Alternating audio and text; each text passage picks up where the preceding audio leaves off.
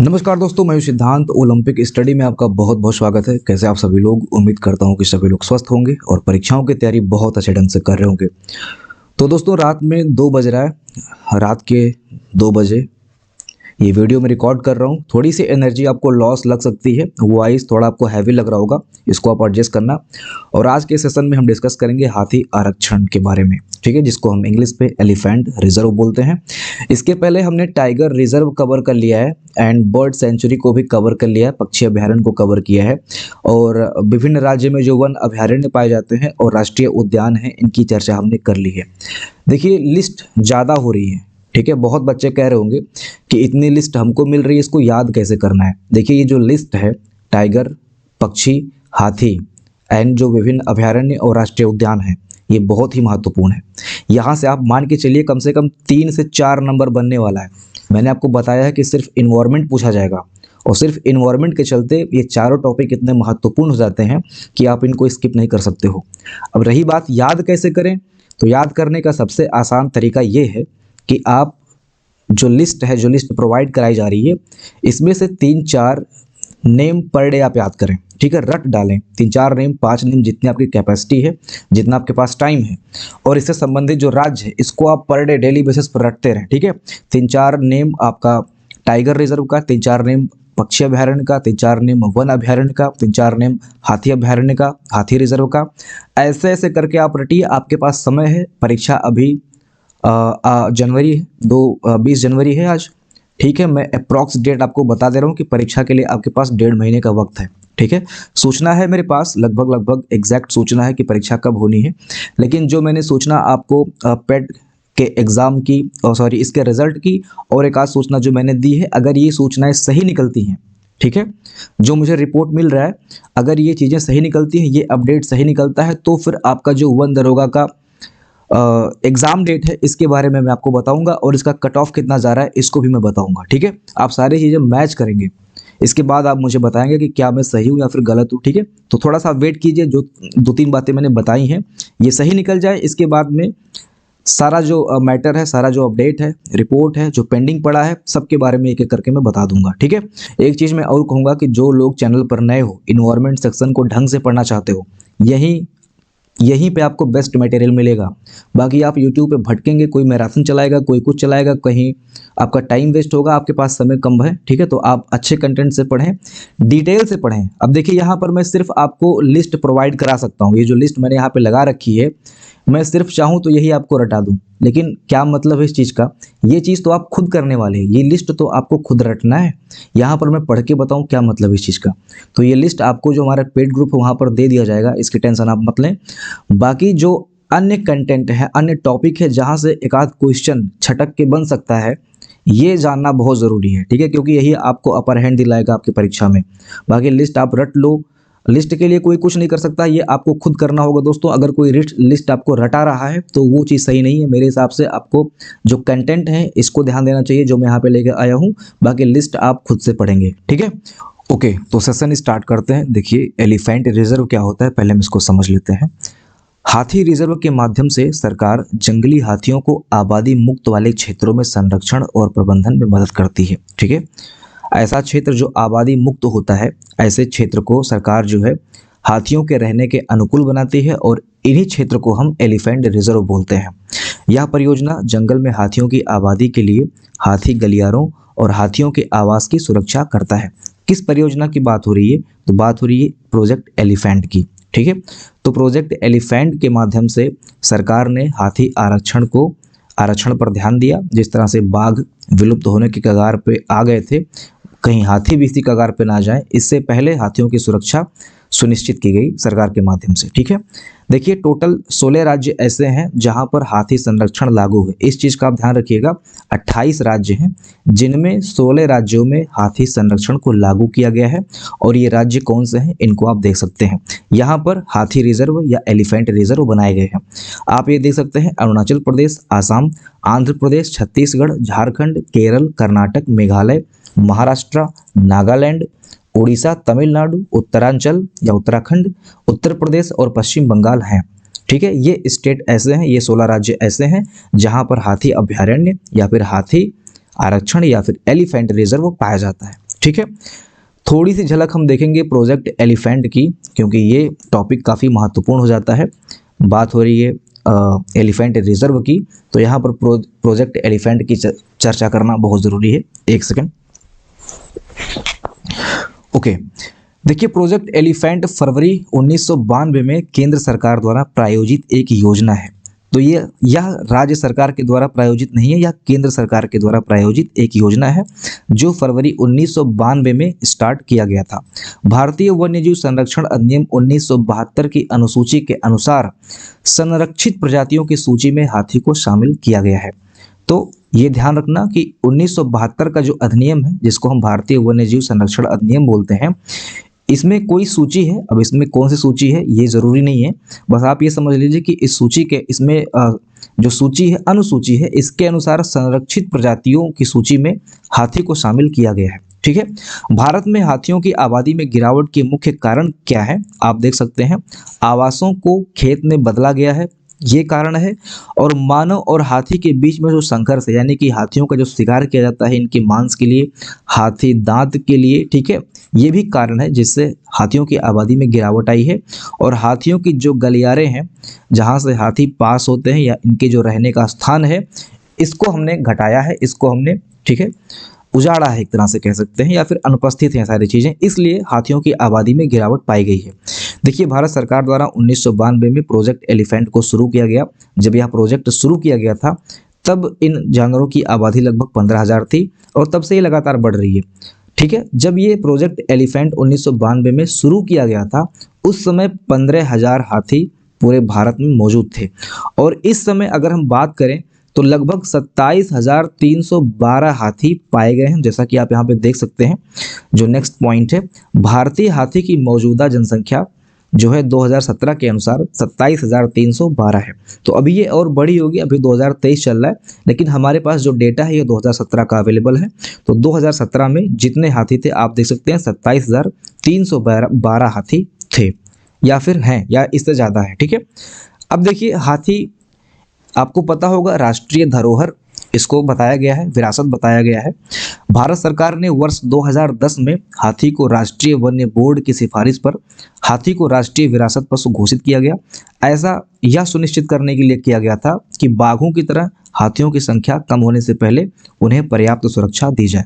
ठीक है, तो बाघों की तरह कहीं हाथी भी विलुप्त होने के कगार पे ना जाए, इससे पहले ही इनको सुरक्षित किया गया ताकि इनका जो ग्रोथ है, इनका जो विकास है, इनकी जो संख्या है ये बढ़ सके।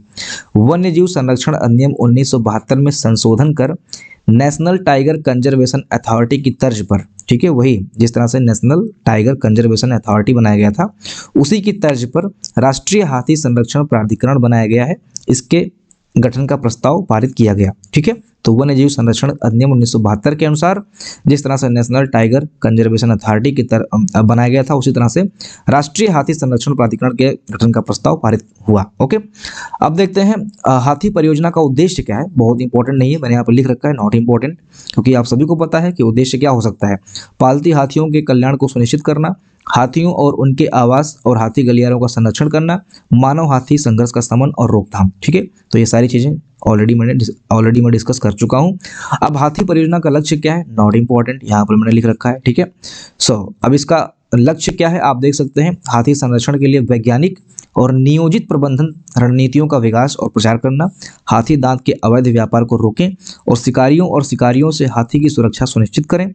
ये सारी चीज़ें हाथी परियोजना का लक्ष्य है, आप ये सब देख सकते हैं। ठीक है, मुझे यहाँ पर कोई एक्सप्लेनेशन करने की जरूरत नहीं क्योंकि ये बेसिक्स है। ठीक है, आगे बढ़ें।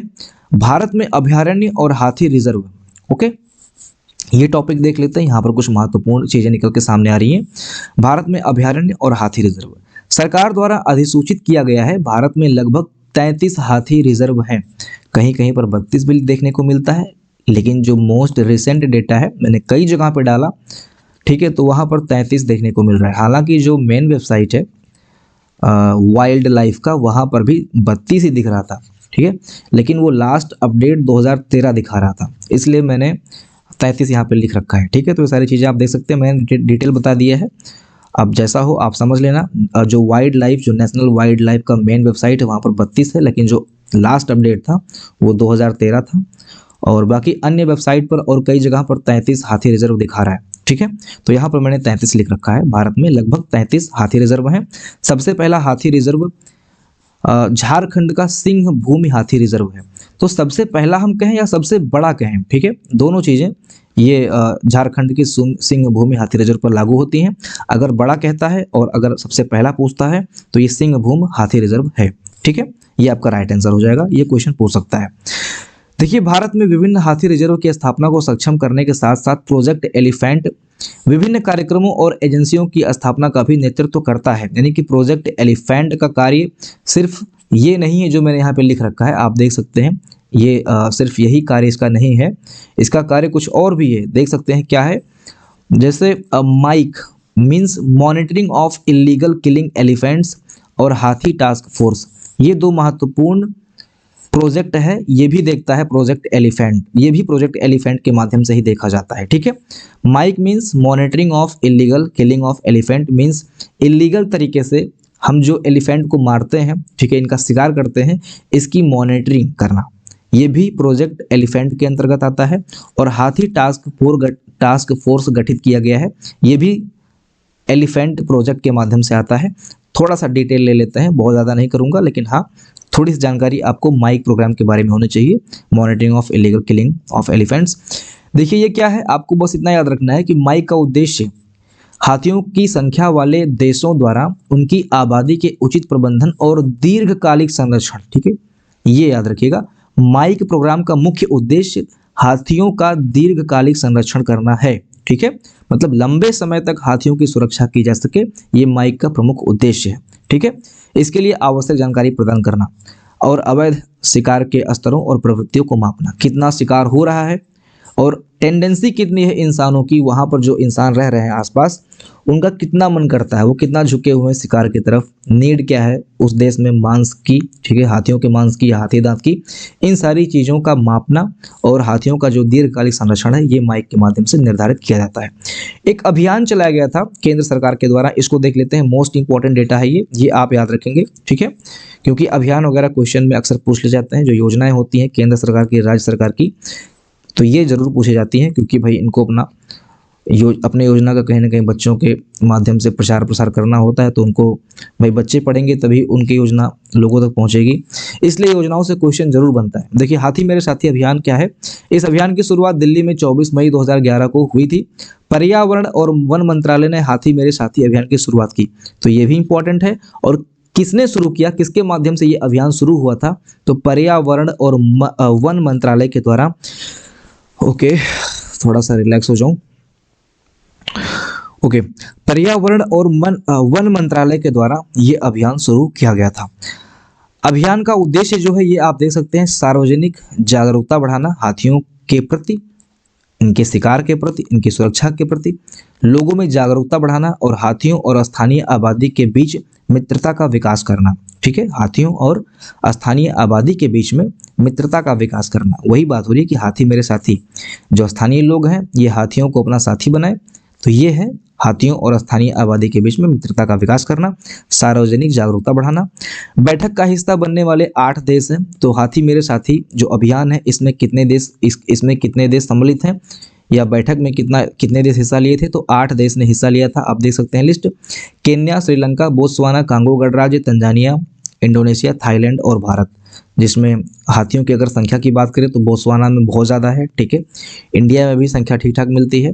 थाईलैंड हो गया, इंडोनेशिया हो गया, ठीक है, लाओस को तो हम लाख हाथियों का देश कहते हैं या भूमि कहते हैं। ठीक है, यानी कि हाथियों की संख्या यहाँ पर ठीक ठाक कंडीशन मात्रा में पाई जाती है। तो ये सब आप देख सकते हैं। ठीक है, इसके बाद में हाथी टास्क फोर्स, जो हमने बात की थी माइक की, और दूसरा हमने बात किया था हाथी टास्क फोर्स की। ठीक है, प्रोजेक्ट एलिफेंट के माध्यम से, तो इसको भी देख लेते हैं। हाथियों की बड़े पैमाने पर जवाबी कार्रवाई और मानव हाथी संघर्ष के कारण बढ़ते तनाव ने सरकार ने एलिफेंट टास्क फोर्स की स्थापना की। तो ये चीज़ें हमने ऑलरेडी डिस्कस कर ली हैं।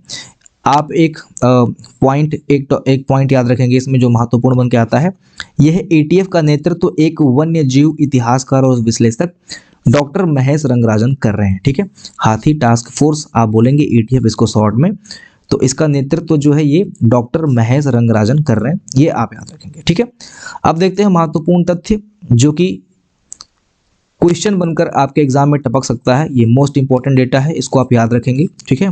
देखिए हाथी का वैज्ञानिक नाम क्या है, इसको आप समझ लें कि एलिफेस मैक्सिमस है हाथी का वैज्ञानिक नाम।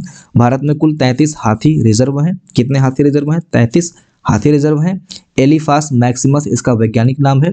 और भारत का सबसे पहला और सबसे बड़ा हाथी रिजर्व सिंह भूमि हाथी रिजर्व है। ये आपको मैंने पहले बताया है, ठीक है।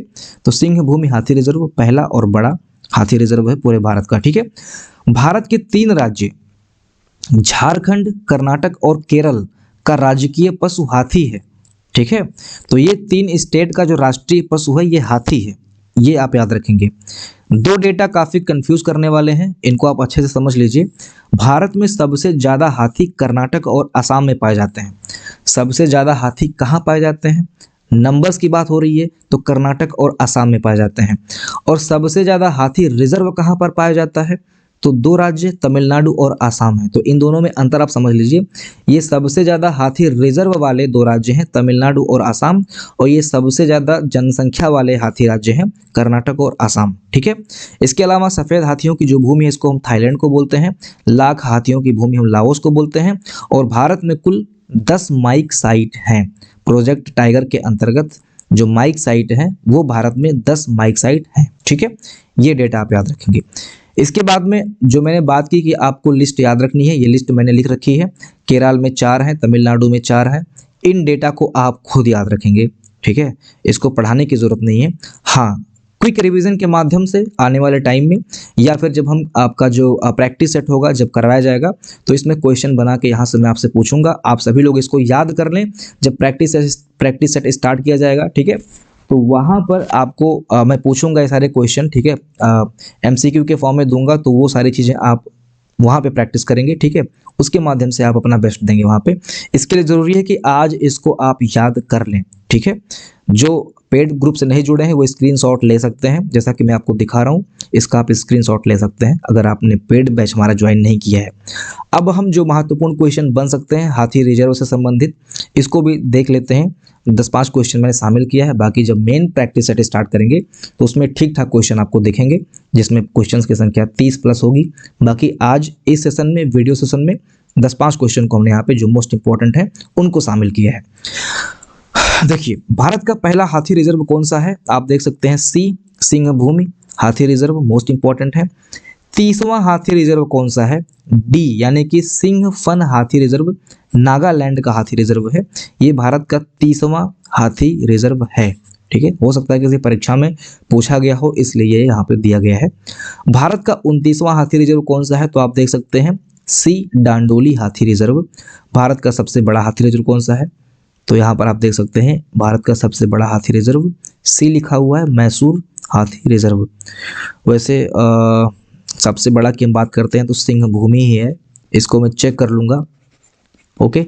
या अगर यही सही है तो आप लोग मुझे करेक्ट करना कमेंट सेक्शन में। जैसे वैसे मुझे यहाँ जहाँ तक लग रहा है सिंह भूमि पहला और सबसे बड़ा हाथी रिजर्व है, ठीक है। सो आगे बढ़ते हैं। अगला देख सकते हैं सबसे ज़्यादा हाथियों की संख्या भारत के किस राज्य में है? तो मैंने बताया था कि कर्नाटक में है। सबसे ज़्यादा हाथियों की संख्या कर्नाटक में है, ओके। और सबसे ज़्यादा हाथी रिजर्व कहाँ पर है? तो ये आपका तमिलनाडु में है।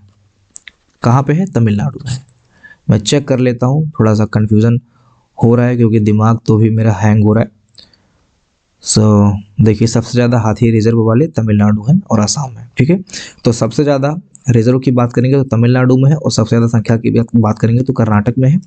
देख लीजिए यहाँ पर डेटा लिख रखा हुआ है। 2017 की गणना के अनुसार हाथियों की संख्या में शीर्ष राज्य कर्नाटक, जिसमें हाथियों की संख्या 6049, असम 5719 और केरल 3054 है।